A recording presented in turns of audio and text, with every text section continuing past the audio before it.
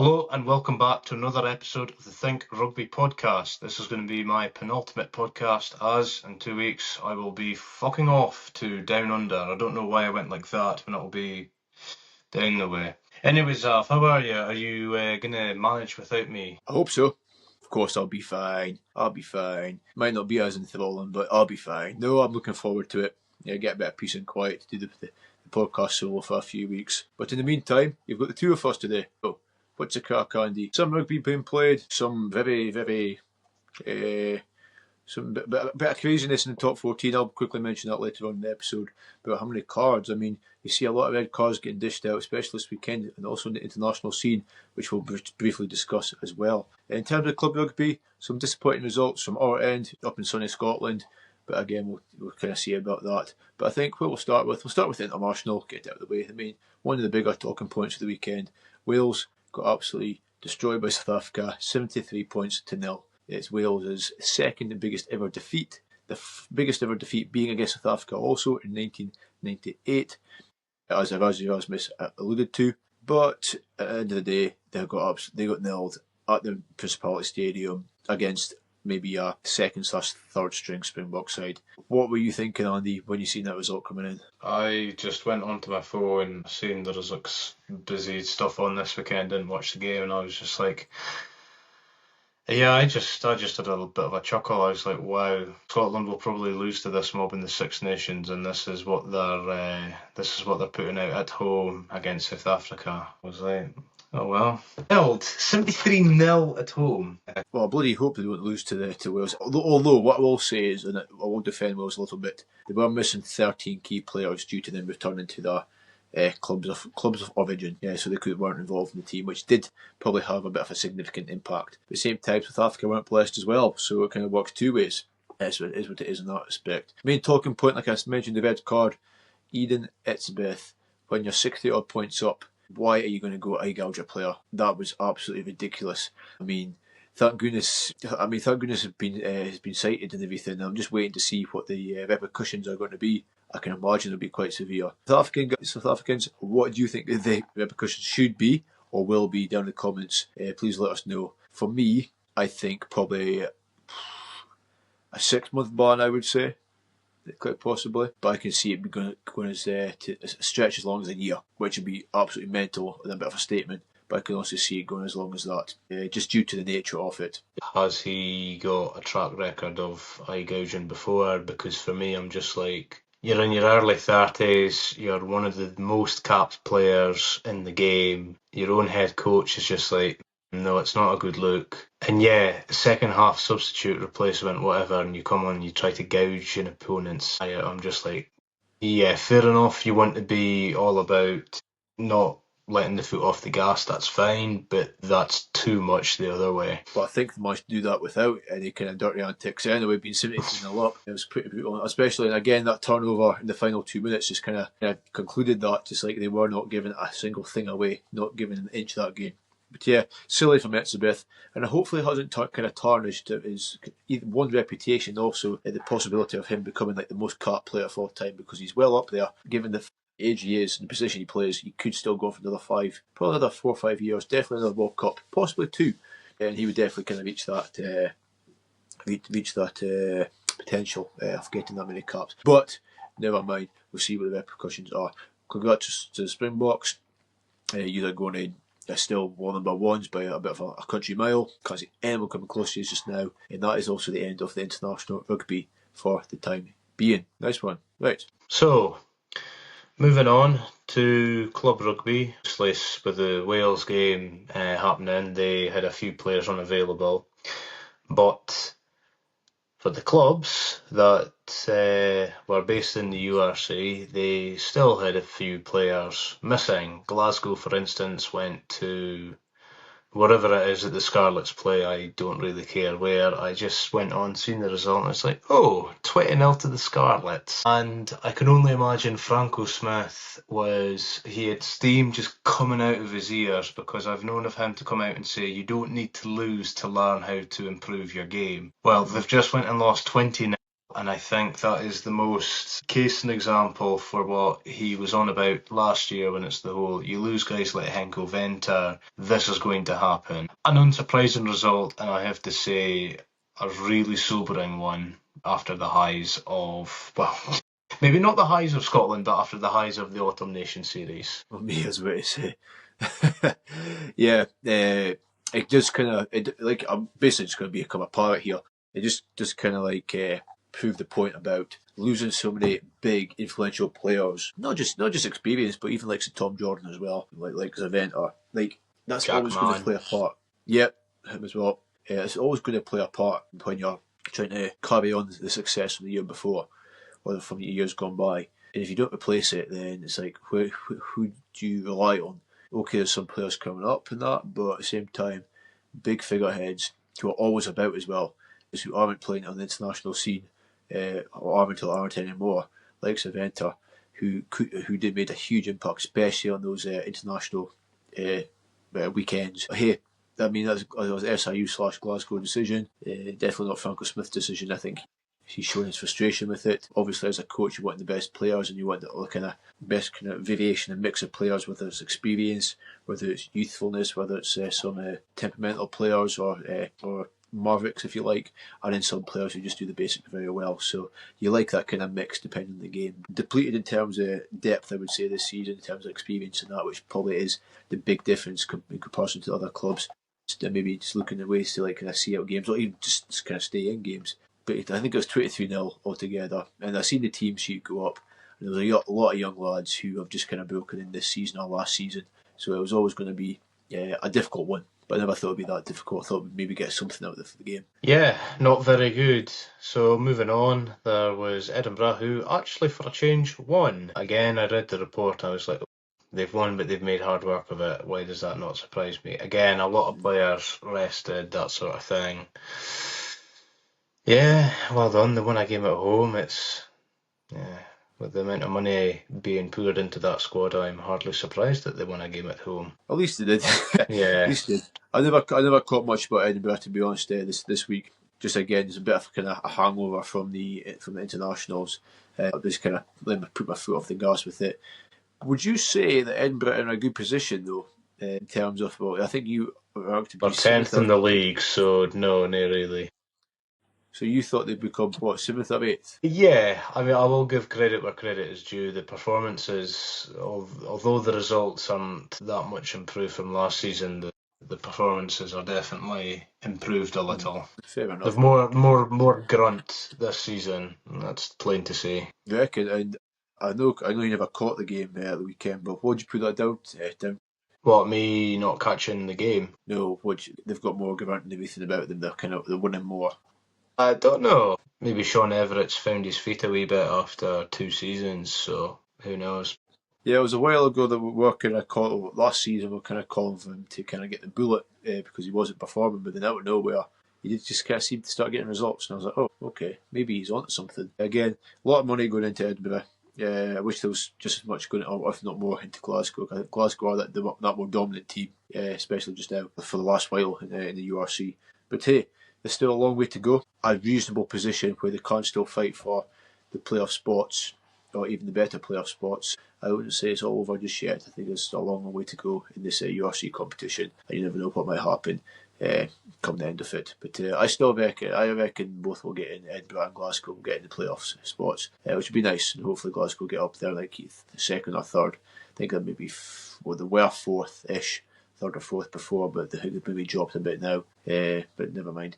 Top 14 business, red cards galore. Did you see that Ronan O'Gara got sent off? And if not, do you want to guess why? I did not, but knowing Ronan O'Gara and his temperament, I am unsurprised. What did you think he got sent off for? Oh, Nick, he was probably behaving like a dick or something. Not far off. He was arguing with the referee. He got sent off. That was followed from. I don't know if it's linked, but followed from his flight half Anton Hostoy, who got sent off a 20-minute red. No, I think it was a 20-minute red card for jumping up, catching the ball, and booting the Pau tackler in the face. when he was landing, which was warranted a 20-minute red card. And I think it was off the back of that later in the game. He just wasn't a very happy man that day. It was Ron Nagara, and neither was the referee. He had no time for that. He had 2 red cards out within the first 50 minutes. I was like, bloody hell. And not that I watched the game, I'd seen the highlights, and I was like, oh, that's quite tasty. There's a couple of other red cards. Racing vs Toulouse game, the Racing hooker just decided to headbutt one of the Toulouse back rowers in the stomach. Set the scene. No, I did see that. I did actually see that because I went onto YouTube on my dinner break today and I was just like, oh, what's all been happening? DuPont's back. Let's watch that. And then I was just like, back. No, I was just like, what the like? This is like Sudan at the World Cup all over again. Well, it was far less. It was so weird. What the reasoning behind it as well, like that's a straight red card. Like that's no replacement coming on. It's a straight red card. The reasoning behind it, the thought process behind it was so there was so little. I have no idea what he was thinking. The guy was just standing there, minding his own business. They were waiting to set up to exit out of the 22, and he just headbutts him out of nowhere. But hey, I mean he's done it now. Whether or not we get a reason to why he did it, I don't know. But he certainly cost the game there. In terms of DuPont, though, what a comeback game, and what a performance for DuPont. First game since March, and my boy, honestly, he just proves why he's one of the best, if not the best player on the planet. Start to be, I think he was looking a little bit rusty, I thought, at the breakdown, but well, he is a scrum half, so let him off. I was saying to you off camera as well, the thing that got me was I was just like, wow, just the box kick up and over in the channel, and the winger, it wasn't Capo Watts, it was the other guy. Lobel. And just, any other team, that ball would have been out or somebody would have gotten smashed. But no. Because it was DuPont and Toulouse, it's just try, easy, in the corner. Yeah. He was very influential. Everything he seemed to do, everything he touched kind of turned to gold. There was a lot of assisting or pre-assisting, as you call it. Just a shame he never got his own try, but hey, he can't get everything in life. But yeah, it was really good to see him back. In time for the Six Nations. Well, unless he gets injured again. But it was a long road to recovery, but he's back now. No, Zav. This is the French we're on about. They are just like, no, he's back in time for the Champions Cup, which we will segue onto right now. Hey, lovely stuff. Champions Cup. Well, who you backing this week then, Andy? Well, I've got back Glasgow. They will have been given a rocket up the arse, not a boot, a rocket up the arse. Yeah. And I think they're away to Sale rather than at home. Friday night, 8 o'clock. I will be tuning in. Yep. And I'm interested to see how George Horne is going to tear apart the mighty George Ford. Interesting. You do, hopefully Gus War's playing for Sale, because that's two Scottish. He's another Scottish scrum half. Another viable option, very good player. It could be interesting to see who the Glasgow pick at fly half. They've got a few picks, well, Lancaster being one. After his performance at the weekend, I don't think it's going to be Lancaster. No, I don't think it will be. It could be Hastings. Could maybe Hastings. Oh, yeah. Yeah. Who else is there? Zav showing how much he knows about Scottish rugby just now. Or club rugby. You know what? See if Buck. I know he does. I know he plays with Sarvis, but I reckon I'm really surprised that Lancaster was at Glasgow, because I was convinced that Buck was going to Glasgow, but he's at Sarvis instead. But I think Buck would be an absolutely phenomenal addition to Glasgow Warriors. But I was thinking there, I was like, Buck suits that? It's almost like a what do you call it when you think something's happened but it hasn't.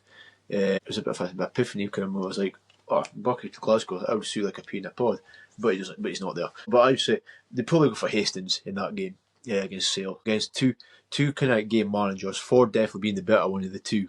So yeah, it's going to be a tough one. I see Joe Marchant signed for Sale, and also has Reagan Grace. Reagan Grace, a former rugby league star. So they picked up a couple of players, they probably came at the right time for Sale Sharks. Coming up against Glasgow, because Glasgow are nobody's pushover. They will put up a fight, and they always do. Maybe okay at the weekend was a bit of a blip, bit of a more mitigating circumstances. But yeah, we'll see how we get on. Speaking of which, we've got Bayonne v Stormers. That's the same time as the Glasgow game.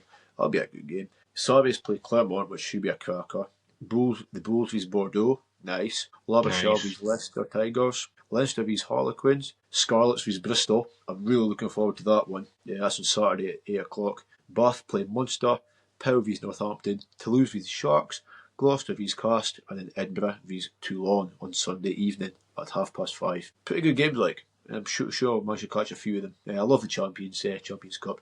It's so much more varied in that, and you can kind of. It's good to see the contrasting styles going on between the different kind of the countries of different nations. So I'm really looking forward to it. But I'll definitely be tuning into the Glasgow game. I think that's a big opportunity for Glasgow. Same with the Edinburgh game. I think they could manage to salvage something from that game as well. You just never know with Edinburgh. Again, they can be a bit kind of temperamental at times. Hopefully they turn up. Nice. Yeah, I'll be surprised if Edinburgh do win that game, but I think what everybody wants to know, Zav, is this the year that Bath will win the Champions Cup? No. No, so who's going to win the Champions Cup then? I would like to say probably Toulouse. Not Leinster, no. Sorry, wait, they bottled the big European games. No, Leinster. Leinster don't just seem that big a threat. Okay, they are. Don't get me wrong, but not as big a threat as they have been in the past few years. This kind of spark's kind of gone. It's just like you mentioned with the All Blacks. I know it's Leinster and the All Blacks like club in Ireland coming to New Zealand. Like that kind of aura about them just kind of disappeared a little bit. Folk kind of sometimes fancy their chances, even though it could be unlikely. They do still fancy the chances. I think the spark's kind of gone a little bit with them. But no, I would definitely say Toulouse was to be, especially with the point being back. He's way to cook it up. And they've got a hell of a squad at Toulouse, honestly. They just seem to keep going and going and going. But that's what championship winning teams do, is when they win, they add to it and they grow to become even better. So if something does go wrong or players do kind of fall off, you've got depth to kind of change if it's going wrong. And that seems to be what they are able to do. They're just incredible, are Toulouse. Yeah, so I'm going to say Toulouse. What's your early predictions about the winners for the Champions Cup? Yeah, it's hard to look past Toulouse, yeah. Yeah. I think Bath will be up there. But I just think they'll get, come semi-final time, I think they will get beat. Yeah, I just got a feeling. I don't know why. Just got a kind of slight feeling. But they have been they just come off a league win against Sarries in London, in that's Arsenal's ground as well. Okay, they had to fight hard for it, but they got there, and it was a very great performance. Henry Arundel vs Noah Clorey, that battle on the wing was fantastic. Arundel definitely winning the battle, but Clorey just kind of showed why he is kind of one of the rising stars and promising players. Yeah, and he'll definitely be playing for England at some point. Yeah, in the future. Just don't know when because England are blessed with us. But no, so I definitely think Bath will be up there. But I think Toulouse have got it this year. Just got a slight distinct feeling. Yeah, Love his stuff. Anything else then, Zav? No, I'm good, mate. Honestly, like I'm just looking forward to being the European rugby back, and we have plenty to talk about. Yeah. And yeah, I'm still unlike this week, because it's been the week after the All Nations series, but before the Europe starts. So obviously it's like a big rugby hangover in a way, and he's kind of waiting for the next big celebration, which is the European Cup games. Yeah, it's been a bit of an awkward kind of weird week. Just a bit aware rugby's on, but at the same time, like maybe just have a little break from it and that. But I mean. Okay, Edinburgh won, Glasgow lost, but there was still some pretty decent stuff that went on. Not from the Principality Stadium, though. I'll make that clear. Anyway, right. Leave a comment down below what you think will happen in the Champions Cup. Remember, leave a comment about and leave your kind of reviews on Etzebeth. How long do you think his ban will be? Really interesting to see. And also, what do you think happened in the top 14 with all those red cards? I don't know what the hell was going on. And why O'Gara was very, very sulky. And didn't get himself sent off. Silly boy, silly man. But yeah, thank you very much. That's all from me. Is that all from you, Andy? That's all from me. Other stuff. Thank you very much now. Right, see you in the next episode, which will be Andy's final episode before he departs to Oz, down under, for a month. Okay, guys. Right, thank you very much. See you in the next episode. Bye-bye.